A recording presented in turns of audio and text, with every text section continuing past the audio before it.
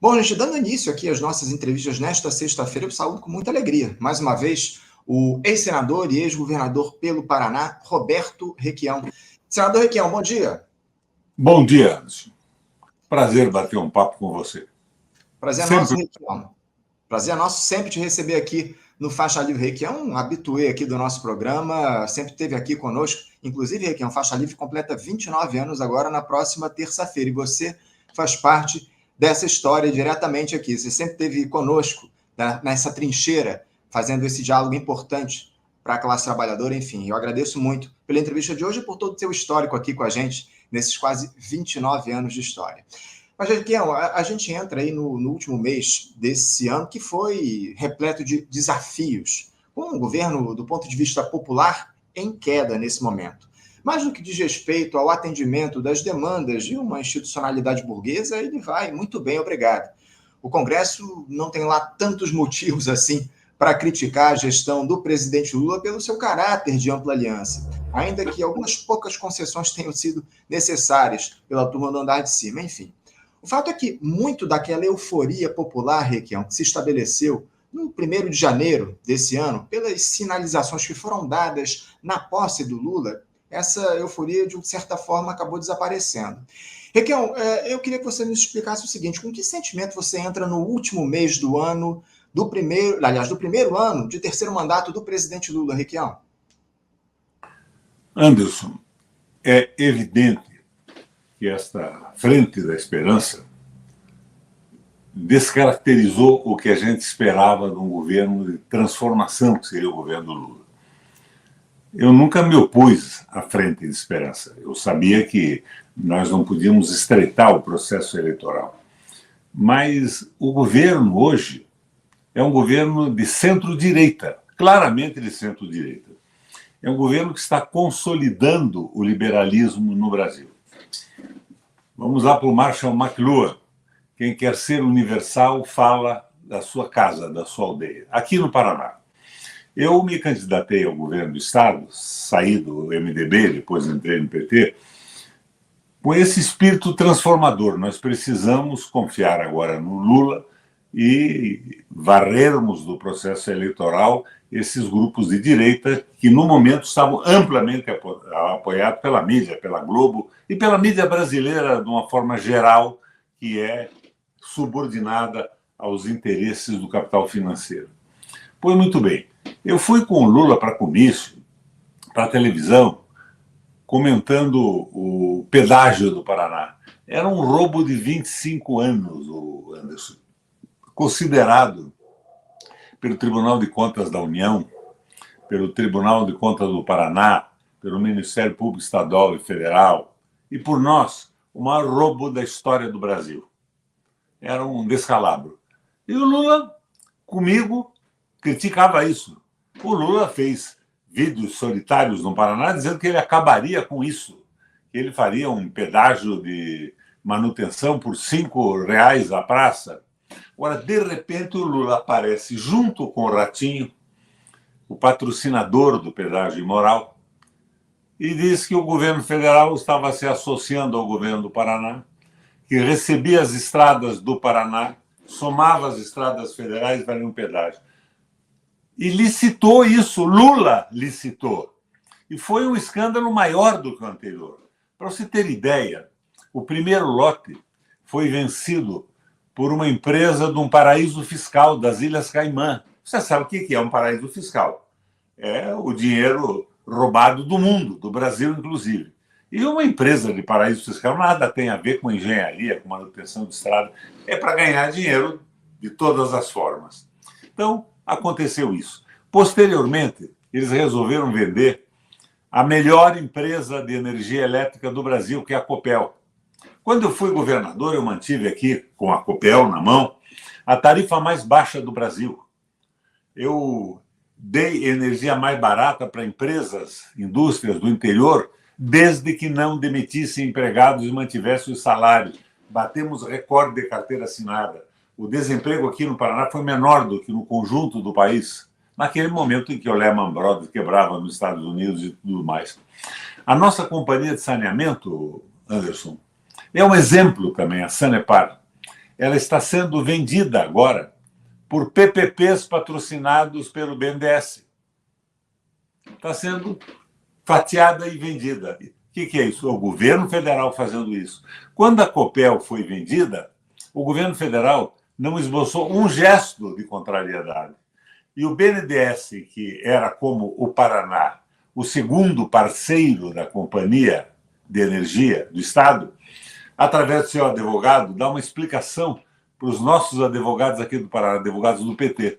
Não, para nós tanto faz, nós não perdemos nada no valor das nossas ações. Então, é um processo brutal de consolidação do liberalismo. Então, é isso que eu vejo, é a consolidação do liberalismo. Não é nem mais nem menos do que isso. E hoje ainda tem coisas mais estranhas. O governo do Estado é concessionário do Porto de Paranaguá. Ele está tentando, está em processo de privatização do Canal da Galeta. É um pedágio no mar para a entrada do porto. E você sabe que, como é uma concessão, isso tudo está subordinado à União. E eles estão permitindo e facilitando isso tudo. Então, é um governo de consolidação do liberalismo. Isso é terrível. Agora, o discurso do Lula é diferente disso. Mas o discurso do Lula não tem nada a ver com a prática do governo.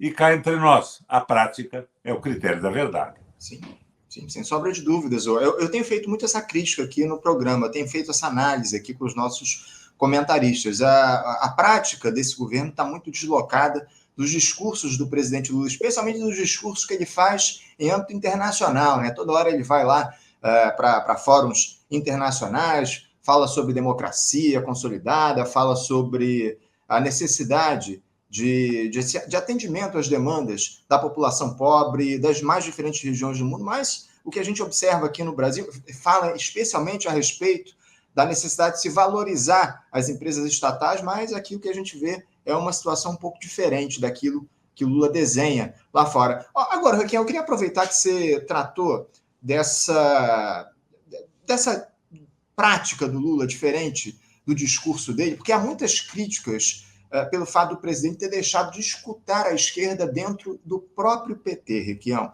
para atender algumas demandas aí do Supremo Tribunal Federal e do Congresso Nacional também, como aconteceu aí nessas indicações, tanto para a Procuradoria-Geral da República como para o Supremo Tribunal Federal. O Flávio Dino e o Paulo Gonet foram recomendados pelo Gilmar Mendes e pelo Alexandre de Moraes, ministros do STF, tiveram, inclusive, resistência dentro do próprio Partido dos Trabalhadores. Requião, quem é que o Lula ouve nesse terceiro mandato? Se é que ele ouve alguém. As lideranças do PT estão certas aí em pedir para que o presidente leve em conta as opiniões do próprio partido? Olha, eu nunca mais fui ouvido. Depois da eleição, eu nunca mais tive contato com o Lula e com a cúpula do PT. Eles fazem tudo isso à margem da gente. E eu gosto de lembrar também que na campanha eleitoral, que eu entrei de cabeça para ajudar a tirar o Bolsonaro e eleger o Lula, o Alckmin não veio fazer isso comigo no Paraná. Não veio sequer uma vez ao Paraná. Foi o estado em que ele se ausentou. E o pessoal fez uma aliança estranha aqui. O movimento do Lula, aqueles grupos para eleger o Lula, me excluíram como candidato a governador. Era só Lula, inclusive o MST, era Lula presidente. Não falava no tal do Roberto Requião. Era uma maneira muito provável de deixar alguns caras que estavam ligados ao governo trabalharem para o Lula bem. Então, não se criticava o Ratinho, mas, em compensação, o Ratinho não se incomodava com a campanha majoritária do Lula. Então, como eu entrei nisso para ajudar, eu sabia que era muito difícil a minha eleição, eu estava 12 anos fora, praticamente, da política do Paraná, eu me dediquei à política externa, eu fui presidente da Eurolat, co-presidente da Eurolat, o europeu Latino-América, né? E eu fui presidente brasileiro do Parlasul, do Parlatino, com sede no Uruguai, no Panamá, mas eu entrei para ajudar. Fui completamente excluído. O Lula fez 2 ou 3 debates nacionais pela televisão. Ele me contemplou com elogios que me deixavam envaidecido. Depois disso, nada mais, rigorosamente nada. E eu estou praticamente marginalizado. Eu estou no PT e o PT não fala comigo. O PT aqui conversa com a direita, faz, junto com o Rato, um pedágio que era considerado criminoso pelas pessoas e pelas instituições sérias do Brasil inteiro. E é isso que nós estamos vendo, a consolidação do neoliberalismo. E a Petrobras? O que você quer que eu diga da Petrobras? A Petrobras foi entregue para a direita. Daí o pessoal diz, não, mas é o Guedes, o Prates, o Lula nomeou os conselheiros administrativos da Petrobras. São do mercado. Então, a gente não vê muita saída para isso. Olha, ontem o Senado sabatinou os novos diretores da Agência Nacional, do Controle Nacional da Fazenda. E um dos diretores do Banco Central, fez abertamente a defesa do Banco Central independente. Então, como é que você quer que eu entenda isso? É a consolidação dessa visão de direita. O Haddad propõe o arcabouço. Uhum. O arcabouço nada mais é do que o teto. Sim. O teto ensaiado lá atrás pelo Temer e adotado também pelo Bolsonaro. Então, nós estamos vendo a consolidação dessa visão de direita. E parece que eles acreditam nisso, não é? O Haddad, que é um cara sério, insisto nisso, não, se me contarem que o Haddad comprou um hambúrguer com dinheiro público, eu desminto e não acredito. Mas ele está acreditando nesse liberalismo econômico. Então, Requião, me permite uma questão, e essa tua afirmação me permite trazer um questionamento aqui. Essa visão que há de setores aí dentro do PT a respeito do diálogo mais próximo com os neoliberais, essa é uma visão majoritária dentro do partido, ou de fato isso é muito setorizado? Porque se for a visão majoritária, isso é muito preocupante para os rumos da esquerda nos próximos anos, não, Requião? Você veja, o PT mudou o seu estatuto nacional. É ele que indica agora os candidatos a prefeituras de grandes cidades. Aqui no Paraná, eles querem lançar um cara que votou abertamente pela cassação da Dilma, que foi vice-prefeito do Richa, e que, segundo consta para a gente, tem secretários de Estado no governo do Rato, nomeados por sua indicação. É um descalabro isso, é um descalabro. Então eu vejo de uma parte do PT, tem gente boa para burro, viu? Por isso eu não saio do PT hoje. Mas eu vejo de uma parte do PT essa euforia de vamos ganhar eleições para disputar cargos, posições, sem se incomodar muito com a direção política e econômica do partido, do Brasil, no caso aqui do Paraná, das prefeituras. É uma coisa rigorosamente ridícula. Eles são estranhos àquela política que nos levou a apoiar o Lula na campanha. Uhum. É uma coisa realmente muito estranha. Eu quero só fazer uma observação aqui para não me entenderem. Aquela história do Banco Central Independente. Uhum. Teoricamente, Anderson, o Banco Central Independente não é mau. Por que não é mau? Porque um governo irresponsável, numa véspera de eleição, pode fazer com o Banco Central o que fez lá o Massa na Argentina. Distribuir dinheiro, complicar a situação econômica do país para tentar ganhar uma eleição. Lá não deu certo. Não deu certo entre aspas, entre comilhas, porque o governo tinha 75% de rejeição e o Massa acabou fazendo 44,5% de votos, porque distribuiu dinheiro, a política compensatória, as benesses. Então, eu acho que o Banco Central devia ter uma certa independência em relação a esta possibilidade de ser manipulado por uma visão política tola. Isso podia ser feito um projeto de lei que estabelecesse limites para a ação do Banco Central. Ele teria uma certa independência para escapar dessa manipulação de véspera de eleição, mas teria limites.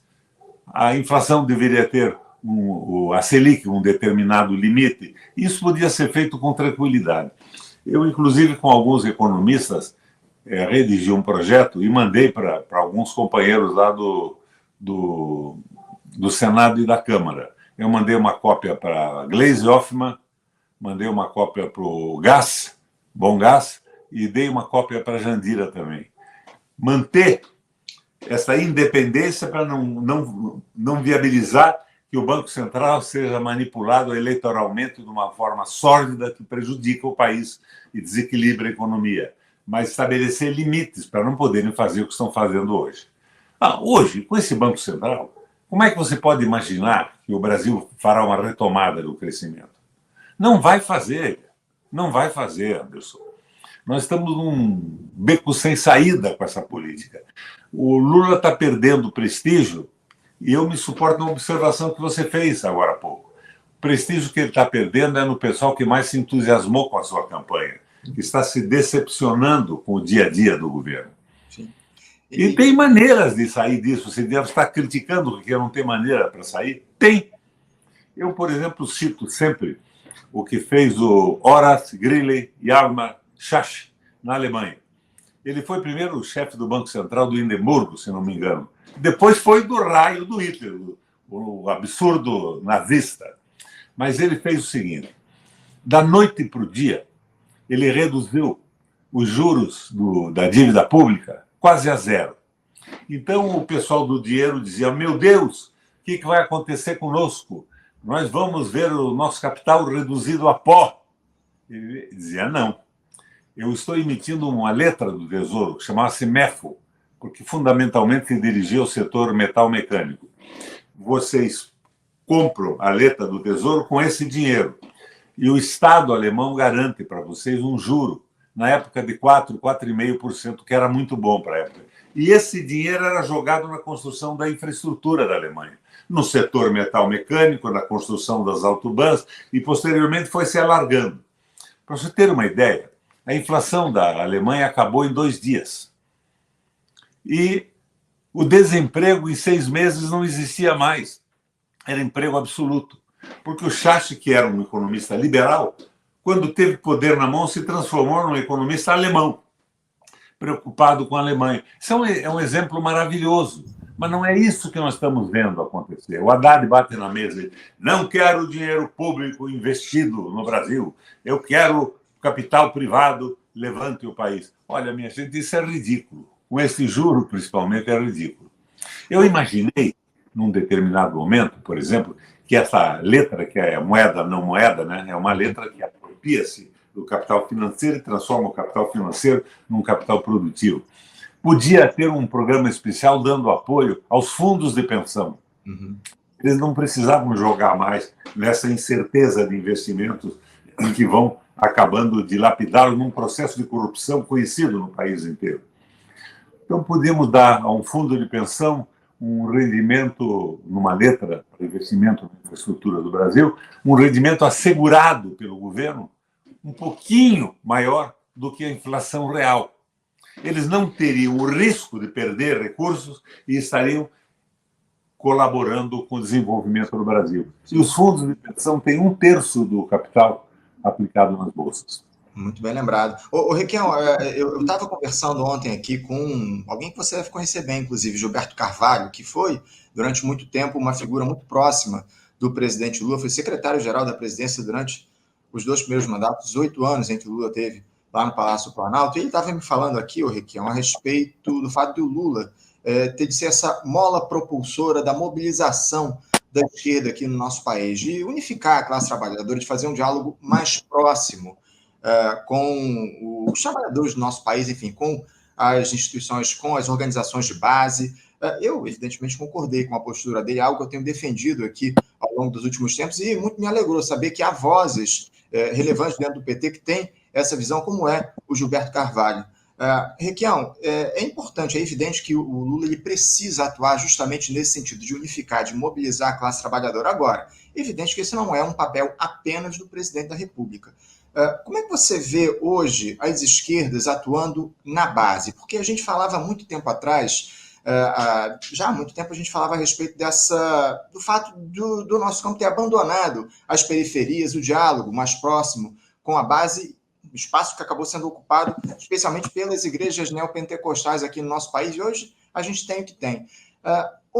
Nesse momento da disputa que está colocado, nesse momento em que nós temos um governo de centro-esquerda no Palácio do Planalto, você vê a esquerda voltando a fazer esse diálogo com a base? A esquerda aprendeu com os erros do passado, Requião? Não. Não existe uma base progressista no Brasil. São os entreguistas e os nacionalistas. Eu acho que o neoliberalismo e a ambição pessoal de obtenção de cargos, de nomeações no governo, imobilizou todo mundo. Você veja, eu te coloquei essas questões que ocorreram no Paraná, com a Copel, com a Sanepar, não é? E com o pedágio. Não vi deputados do PT se levantando contra isso, a não ser alguns aqui, 2 ou 3 na Assembleia Legislativa do Paraná. Porque todo mundo na base esperava que o Lula fosse o puxador desse discurso progressista.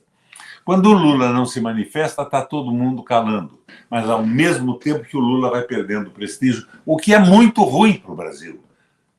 Nenhum de nós queria que o Lula perdesse prestígio e abrisse espaço para um avanço total do liberalismo econômico. Mas é o que está acontecendo. O governo federal, hoje, o Lula emparedado por uma visão equivocada do Congresso e de tudo mais, é a consolidação do liberalismo econômico sem a menor sombra de dúvida. O Lula precisava ir para a mídia e colocar um projeto de governo. Não há projeto de governo. Como é que você quer que o Paraná acredite num projeto de governo petista, com o governo federal apoiando a venda da Companhia de Energia Elétrica, o pedágio, privatizando a entrada no Porto de Paranaguá e vendendo a nossa Companhia de Água, com o PPP, que foi uma invenção do Haddad, que um deputado levou ao Congresso Nacional e foi aprovado. Agora, entre parênteses aqui, para não ficar dúvida, o PPP em si não é um mau negócio, parceria público-privada. Por que não é um mau negócio? Se nós temos um setor da economia atrasado em relação a tecnologias avançadas de outros países e nós precisamos fazer com que esse setor cresça no Brasil, nada de mais uma parceria público-privada para que o Estado assimile essa tecnologia que é mal conhecida no Brasil e avance nesse sentido. Mas vender empresa pública com PPP não tem o menor sentido. Então, nós estamos vendo um desvio nesse processo. E não há proposta de governo. Agora, essa história de que tem a governabilidade, para mim é conversa mole. Eu fui senador por 16 anos, eu fui deputado estadual, eu fui prefeito da minha cidade e governador do estado do Paraná por 2 vezes. Se você tem um projeto e discute com clareza, você tem o apoio das assembleias e dos parlamentos. Nós não temos projeto. Ficamos naquela tolice, ao invés de um projeto brasileiro, fazer a compra de apoios através das emendas secretas, que são mantidas até hoje. Daí nada anda. Porque se um companheiro de partido, do meu partido mesmo, do PT, verifica que o governo está dando dinheiro para comprar o voto de um sujeito que disputa a eleição com ele na mesma área, ele vai querer dinheiro também, senão ele não vota mais. Agora, um discurso do Lula com um projeto, por exemplo, dizendo: eu vou baixar a taxa da Selic dos juros no Brasil, para que isso seja, como fez o Schacht lá na Alemanha, investido na infraestrutura. Você acha que alguém votaria contra? Abertamente? Não, mas não tem projeto. O discurso do Haddad é o discurso do liberalismo econômico. Eu faço sempre uma ressalva, eu gosto muito do Haddad, mas ele está errado. E a gente tem que comentar esses erros e tentar corrigir. Nós estamos entrando numa situação muito ruim. Eu vejo, baixou o preço da carne, baixou um pouco, sim, em função aí da falta de compra pela China, um bloqueio aqui e ali, mas o resto subiu. Sim. Um azeite de oliva subiu 37%. Eu vou no mercado, fico escandalizado com os preços. Daí eu vejo na televisão a Petrobras com comerciais incríveis. Eles vão produzir energia alternativa. Alternativa porra nenhuma, eles estão acabando com a empresa. Eles estão distribuindo dividendos fantásticos em função de preços internos que são verdadeiramente uma estupidez. Aí a EPET denuncia todo dia o custo de um petróleo, gasolina ou diesel, produzido em nossas usinas, extraído da nossa terra e do pré-sal, vai a R$1,00, R$1,10. E nós estamos pagando R$5,90, R$6 no posto. Por que isso? Nós não temos a Petrobras distribuidora mais de entregar. Então fica a conversa mole. Por que não há conversa mole de retomar a Petrobras distribuidora?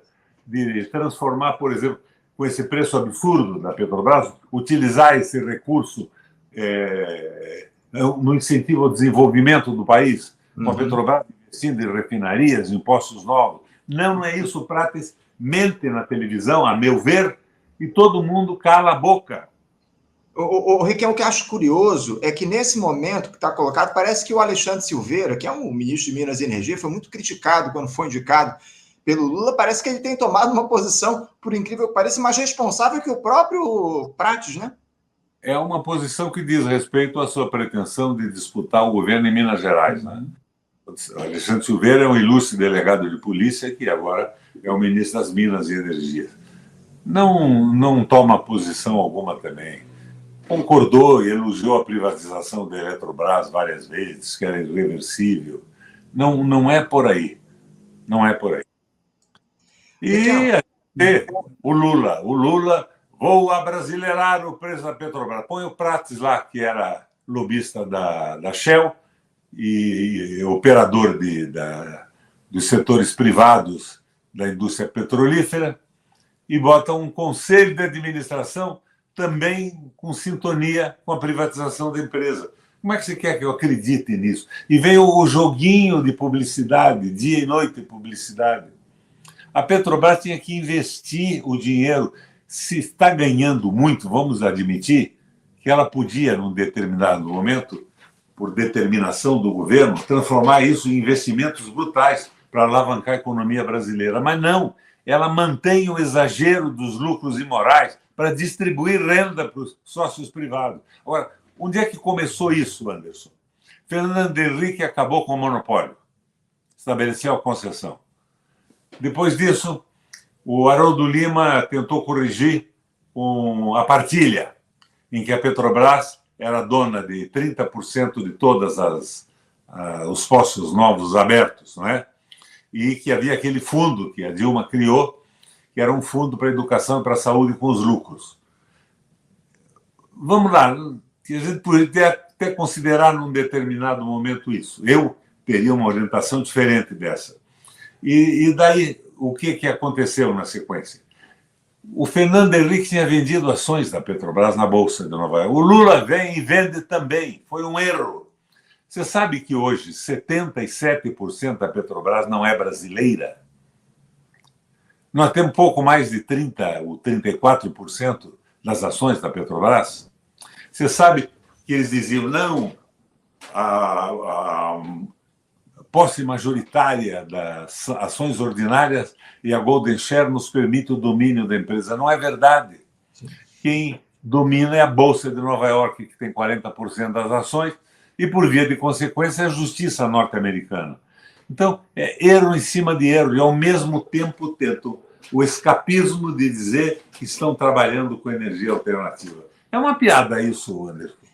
Não é um governo, é uma piada, é uma brincadeira. E uma tentativa de ilusão em relação à opinião pública do país. Eu queria aproveitar, Requião, para mudar um pouquinho de assunto, mas para falar também a respeito de uma outra decisão desse governo do presidente Lula, especialmente do próprio Lula, que tem sido muito questionada aí nesses últimos dias, que é a escolha aí desse Paulo Gonet para a Procuradoria-Geral da República. Ele é uma figura muito conservadora, tem alguma proximidade, digamos assim, com a extrema-direita, votou favorável à chapa Bolsonaro-Mourão lá no TSE. O que justifica, na tua avaliação, o Requião, a escolha do Paulo Gonet para a PGR, sendo que o Lula teve quase 2 meses, aí, depois que o Augusto Aras deixou a Procuradoria-Geral da República, o comando do Ministério Público, o Lula ficou quase 2 meses para nomear o novo PGR e colocou essa figura que tem sido absolutamente questionada pela esquerda. O que justifica o Paulo Gonet na PGR, o Requião? Nada. Rigorosamente nada. Mas ele é sócio de empreendimentos do Gilmar Mendes, não é isso? E a gente não consegue entender por que ele foi nomeado.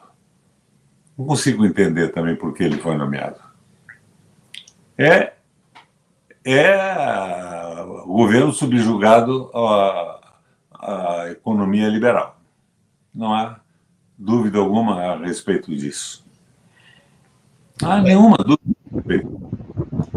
Isso me preocupa bastante, Requião. Inclusive, eu queria tratar também de uma outra escolha, de uma outra decisão do Lula, né? Essa indicação do ministro da Justiça e Segurança Pública, Flávio Dino, para o STF. Você acha que essa escolha, muita gente, inclusive, tem falado a esse respeito, que o Flávio Dino, no Supremo, de alguma forma, poderia reduzir o tensionamento que existe hoje entre o Legislativo e o Judiciário. Eu queria a tua avaliação para essa decisão do Lula de indicar o Flávio Dino e também para que você falasse um pouco a respeito de uma esquerda que hoje está muito silenciosa, Requião, em relação às instituições propriamente ditas. Isso vai ser, aliás, o tema do nosso debate daqui a pouco, falando a respeito dessa decisão, tomando como base essa decisão lá do Senado, a aprovação da PEC, que limita a atuação dos ministros da Suprema Corte, as decisões monocráticas, que você já comentou aqui no nosso programa En Passant. Eu queria que você falasse um pouco a respeito do silêncio da esquerda, ou, na verdade, de uma defesa que hoje as esquerdas fazem, majoritariamente, às instituições burguesas, já se adiantando ao debate que a gente vai fazer daqui a pouco, e também comentasse se essa escolha do Flávio Dino para o Supremo Tribunal Federal pode, de alguma forma, acalmar esse tensionamento que existe hoje entre o Legislativo e o Judiciário. O Flávio Dino é uma estrela na contestação dos desvios lavajatistas das regras estritas do direito. Não acho mal o Flávio Dino no Supremo. Eu aplaudo essa escolha. Mas, veja bem, Flávio Dino foi governador do Maranhão. Lá no Maranhão, ele privatizou o sistema de água e esgoto. E parece que privatizou também o sistema elétrico. Ele concordou e apoiou a entrega de Alcântara aos norte-americanos. Então, ele é um combatente a favor do direito, das regras, tudo isso tem qualidade, mas eu não sei se ele seria um progressista no Supremo Tribunal Federal. Mas eu já disse a você que eu vejo com alegria a eleição dele, principalmente comparando a eleição do Flávio Dino com outras coisas. As escolhas dos novos diretores do Banco Central, indicados pela Haddad e pela Secretaria, que ocorreram no Congresso. O cara dizendo: eu sou a favor do Banco Central independente. Eu também sou a favor do Banco Central independente, com limites, mas a coisa está indo para a consolidação do liberalismo econômico. Não tenho sombra de dúvida. Quando eu vejo que o governo federal apoiou a venda da Copel, eu fui governador, a Copel era uma maravilha. Eu pratiquei a tarifa mais baixa do Brasil e consegui construir 3 usinas hidrelétricas com recursos fantásticos da Copel, que é monopolista. Então, esses desvios são muito claros. E isto cala a esquerda do PT. Eles querem se achar governo, estão conseguindo nomear gente aqui, gente ali, favores aqui, favores lá, emendinhas. Nós estamos perdidos por falta de uma proposta de Brasil. E essa proposta tinha que ser do Lula, nem minha, nem sua. Nós não temos força vocal para colocar isso no ar nesse momento. É o Lula numa cadeia de televisão, e eu tenho insistido na proposta aristotélica. Né? O que é a proposta aristotélica? O ato meio, o ato eficiente, sem o exagero do esquerdismo que poderia derrubá-la, e derrubar o governo também, e sem a covardia da aliança com os interesses do capital financeiro. É o Schacht na Alemanha, é uma transformação no Brasil, ou na linha do Guerreiro Ramos, abrir espaços para que o Brasil venha se transformando. E eu vejo que, ao invés de abrir espaços, está se consolidando o liberalismo no país. O Lula não podia errar, era e é a nossa esperança. Nós tínhamos que ter mobilização para isso. Mas, não havendo mobilização e não havendo, por parte dele, uma tomada clara de posição, nós vamos caminhando para isso. E ao descrédito do governo, nós estamos caminhando para a desgraça do presidente da Argentina. O presidente da Argentina tinha 75% de rejeição. Uhum. Você veja, na Argentina, a Cristina Kirchner não apoiou o Massa. Sim. Ela se retirou da campanha, porque o Massa foi o cara que se insurgiu contra ela, lá atrás, quando ela quis taxar com impostos os produtos naturais exportados pela Argentina para conseguir, de certa forma, reforçar a política compensatória e iniciar um processo de industrialização. Ele é a direita do peronismo de forma absoluta. Então, nós estamos errando nisso. É uma tristeza que esses erros se acumulem. Agora, o Requião, aproveitando mais uma vez, o que é que leva, num momento como esse, de grave dificuldade para o nosso país, a esquerda se adequar a esse discurso majoritário de defesa das instituições burguesas? O Requião, eu estou muito preocupado em relação a isso, especialmente por conta dessa PEC aí que foi rejeitada por boa parte do nosso campo lá no Senado Federal, ainda que tenha sido aprovada. O que é que leva, nesse momento, Requião, a esquerda a adotar esse discurso, e não só nesse momento, isso já vem já há algum tempo, da esquerda querer defender as instituições que têm um caráter único e exclusivamente burguês, de proteção da alta burguesia aqui no nosso país, de defesa dos interesses dessa turma? A esquerda está se divertindo, do italiano divertere, desviar do que importa. É uma conversa mole para consolidar o liberalismo. O fascismo no Brasil. O que tem a ver o fascismo do Hitler? Claro que há um autoritarismo, uma coisa meio tola desse pessoal bolsonarista e tudo mais. Mas esse discurso é para desculpar o fato de não estarem fazendo nada pela transformação. É uma tristeza isso. Divertir, desviar do que importa. Então, a Petrobras está na mão do capital internacional, está sendo vendida. Por que não reverteram as vendas da Petrobras? Como é que nós podemos ter petróleo barato com a Petrobras distribuidora na mão da economia privada? Não tem cabimento isso.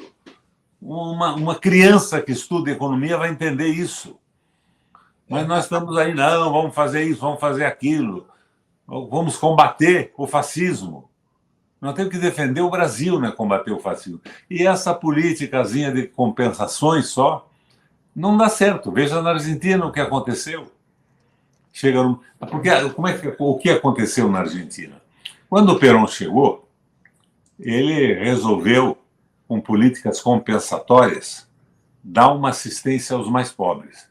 Compensação de todo jeito. O peso do Estado argentino é uma brutalidade.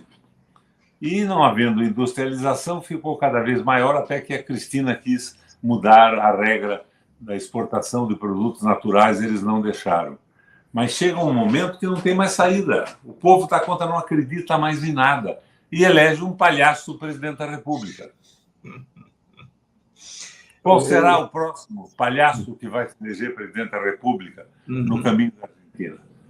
E essa turma da extrema-direita segue avançando aqui no nosso continente, o Requião. Isso me deixa muito preocupado. Ô Requião, para a gente fechar aqui o nosso papo, que os nossos comentaristas aqui já estão entrando, para a gente começar o nosso debate daqui a pouquinho. Você acha que ainda é possível a esquerda evitar uma tragédia nas eleições municipais do ano que vem, com a extrema-direita avançando ainda mais nos cargos da institucionalidade? Porque esse também é uma análise majoritária aqui dos nossos comentaristas, né, das dificuldades que a gente deve ter ao longo de 2024 e do perigo que está colocado em relação a essas eleições municipais. Você acha que ainda é possível a gente reverter esse quadro e tomar uma postura mais incisiva, no sentido de conseguir eleger figuras do nosso campo, evitando que a extrema-direita avance? Eu acho que isso tinha que partir de uma proposta de governo do Lula, um projeto nacional.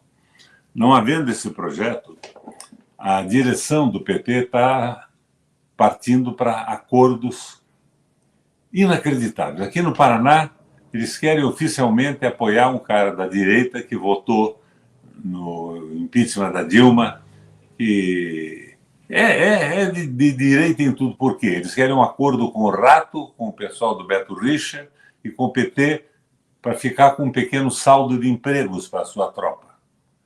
Não é a base do PT que quer isso, mas é a direção nacional que está impondo isso. Inclusive, aqui até o presidente estadual do PT está tão horrorizado com isso quanto eu. Então, não vai haver condição de eleição. Em Curitiba, hoje, com essa frustração toda da Copel, da Sanepar, do pedágio, do Porto de Paranaguá, nós estamos com 60% de rejeição ao partido. Não tem cabimento isso. Agora, uma rejeição merecida. Não pelo pessoal do PT, da base, mas merecida pelas posições nacionais. Como é que nós vamos lançar um candidato a governador daqui, do Paraná, alguns anos pela frente aí, dizendo que nós somos a favor da venda da Copel, nós somos a favor de um pedágio com preços absurdos, nós somos a favor da entrega do Porto de Paranaguá, nós somos a favor da privatização da companhia de saneamento, e tudo isso com preços simplesmente inacreditáveis para o mercado e fundamentalmente para a população mais pobre. Nós estamos perdendo o eixo. Falta o quê? O Lula ir para uma cadeia nacional de televisão e colocar um projeto de Brasil. Quando ele fala, ele entusiasma a gente, mas ele está só com essa história. Eu sou um cuidador dos pobres. O Brasil não precisa de um cuidador de pobres, precisa de um presidente da República. Cuidador não mexe com os fatores que originaram a pobreza e a miséria. O cuidador cuida de uma dietazinha razoável e tal. Precisamos de um projeto nacional e nós não temos. O projeto que nós estamos seguindo é o projeto do liberalismo econômico. Nós estamos com um governo, na vocalização do Lula, de uma forma aberta, um governo progressista. Ele cuida dos pobres, ele chora com os velhinhos, mas é um governo de consolidação do liberalismo econômico. É um governo de centro-direita. Olha só a característica dos ministros. Sim, sim. Todos. Então, o que eu vejo é isso. A gente tem que protestar. E o que eu posso fazer? O que eu estou fazendo com você aqui? Estou dizendo que não era isso que a gente esperava do Lula. É um governo que, lamentavelmente, caminha cada vez mais para a direita e estabelece, o Requião, como limite aos acordos o bolsonarismo. É isso que está colocado, porque são todas as construções políticas são feitas com um espectro cada vez mais amplo de partidos. É só, nesse momento, a extrema-direita que não está contemplada nesse governo. Até agora, né? Vamos ver aí o que é que vai se dar ao longo dos próximos tempos. Isso muito nos preocupa. Requião, eu tô... Ideologia de torcedor de futebol. Sim. Eu sou Flamengo, você é Vasco. Não importa como joga o time. E a política não pode ser tratada assim. Por isso vem a conversa do fascismo. Não, vamos votar contra os fascistas. Enquanto isso, aqui no Paraná, nós votamos contra os fascistas e o nosso governo vende a Copel, faz um pedágio rigorosamente absurdo pelas mãos do governo federal, está vendendo a Sanepar, está privatizando o Porto de Paranaguá. E nós somos contra o fascismo. Os outros são fascistas. Nós somos o quê? Coloca aí para os seus debatedores essa pergunta. Afinal, o que somos nós? Apoiadores do Lula, que queriam um governo de transformação, mas um governo de transformação sem exageros, mas sem covardia. Sim. E nós estamos vendo a consolidação do liberalismo no Brasil. É isso. Requião, eu estou com o meu tempo mais do que esgotado aqui, já tenho os nossos comentaristas acessando a nossa live. Eu quero agradecer demais a tua participação com a gente mais uma vez aqui no Faixa Livre. Quero te agradecer por todo o diálogo que você estabeleceu com a gente ao longo desse ano de 2023. É certamente a última vez que a gente conversa nesse ano, pelo menos aqui, pela nossa transmissão do Faixa Livre. Certamente a gente quer muito contar com a tua participação ao longo de 2024 para continuar analisando esse governo Lula, especialmente num ano, como eu disse aqui, tão essencial, ano de eleições municipais no nosso país, enfim, onde há essa ameaça aí de avanço cada vez maior da extrema-direita. Requião, muito obrigado pela tua participação, já quero aqui desejar os meus votos de um Feliz Natal, de um grande Ano Novo com você, e que 2024 venha com mais esperanças e com uma atuação mais incisiva dessa gestão que está colocada. Tá bom, Requião? Muito obrigado pela tua participação. Só uma última observação. À vontade. Não é o avanço da extrema-direita, é o recuo programático da nossa aliança e a eleição de pessoas que não se engajam na visão progressista. Considerar avanço da extrema-direita cai na armadilha da bipolarização. É Lula ou Bolsonaro, independente de qualquer visão programática de governo. Assim, não dá. É isso. Assim, fracasso total. O fracasso tá no radar, lamentavelmente, se a gente seguir nessa toada. Requião, mais uma vez, muito obrigado. Um ótimo dia para você, um ótimo final de semana e boas festas. Um abraço para ti, até a próxima. Dos debates. Obrigado, Requião. Até, um abraço.